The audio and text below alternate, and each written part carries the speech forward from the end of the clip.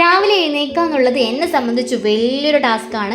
എഴുന്നേറ്റാൽ മാത്രം പോരല്ലോ, പണിയും കൂടെ എടുക്കണ്ടേ. രാവിലത്തെ ബ്രേക്ക്ഫാസ്റ്റ്, ലഞ്ച്, പിന്നെ അവനെ എഴുന്നേൽപ്പിക്കണം, അവനെ കുളിപ്പിക്കണം, അവൻ്റെ ഡ്രസ്സ് മാറ്റിക്കണം, അവൻ്റെ ബുക്സ് എല്ലാം ബാഗിൽ അറേഞ്ച് ചെയ്ത് വെക്കണം, ലഞ്ച് ബോക്സ് എല്ലാം കിറ്റിനകത്ത് എടുത്ത് വെക്കണം, അവനെ ബ്രേക്ക്ഫാസ്റ്റ് കഴിപ്പിക്കണം, യൂണിഫോം ഇടിയിപ്പിക്കണം, ഷൂ സോക്സ് ഒക്കെ സെറ്റ് ചെയ്യണം.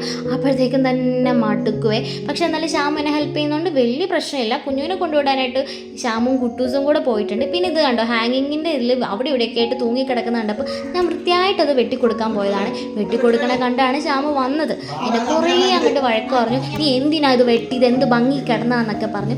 എന്നിട്ട് ഞാൻ വെട്ടിയത് എത്ര വൃത്തിയായിട്ടാണെന്ന് പോലും നോക്കാതെ ആളെന്നെ കുറേ ചീത്ത പറഞ്ഞു. പിന്നെ എനിക്ക് കണ്ണിന് കുളിർമ തരുന്നൊരു കാര്യം എന്ന് പറഞ്ഞാൽ, ഒരു വർഷമായിട്ട് ഞാൻ വാങ്ങിച്ചു വെച്ചതാണ് അടീനിയം. ഇതിലൊരു പൂവോ മൊട്ടോ ഒന്നും ഉണ്ടായിട്ടില്ല, ആദ്യമായിട്ട് ഉണ്ടായിട്ടോ. അപ്പോൾ എനിക്കത് കണ്ടപ്പോൾ ഭയങ്കര സന്തോഷമായി. പിന്നെ അടുക്കളയിൽ ചെറിയ പണിയൊക്കെ കഴിഞ്ഞപ്പോൾ ഞാൻ ഇതുപോലെ എല്ലാം ഒന്ന് റൗണ്ട് ചെയ്ത് കാണാൻ പോയിട്ടോ. തക്കാളി ഉണ്ടായോ, വഴുതനങ്ങി നീളം വെച്ചോ, പച്ചമുളക് ചോന്നോ എന്നൊക്കെ നോക്കാൻ വേണ്ടിയിട്ട്. പിന്നെ വേഗം പോയി മാവ് അരച്ച് വെച്ചു.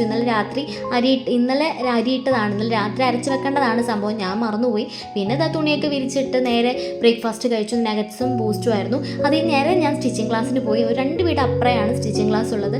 ആൾ നല്ലതായിട്ട് സ്റ്റിച്ച് ചെയ്യുന്ന ആളാട്ടോ, ഫാഷൻ ഡിസൈനറാണ്. അപ്പോൾ അവർ വീട്ടിൽ തന്നെ ഇങ്ങനെ ഒന്ന് സെറ്റ് ചെയ്ത് വെച്ചേക്കാണ് കേട്ടോ. ചെറിയ ഇടയാണെങ്കിൽ എല്ലാം ഉണ്ട്. അപ്പോൾ ഇന്നത്തെ വീഡിയോ അത്രയുള്ളൂ. Tata bye bye, see U.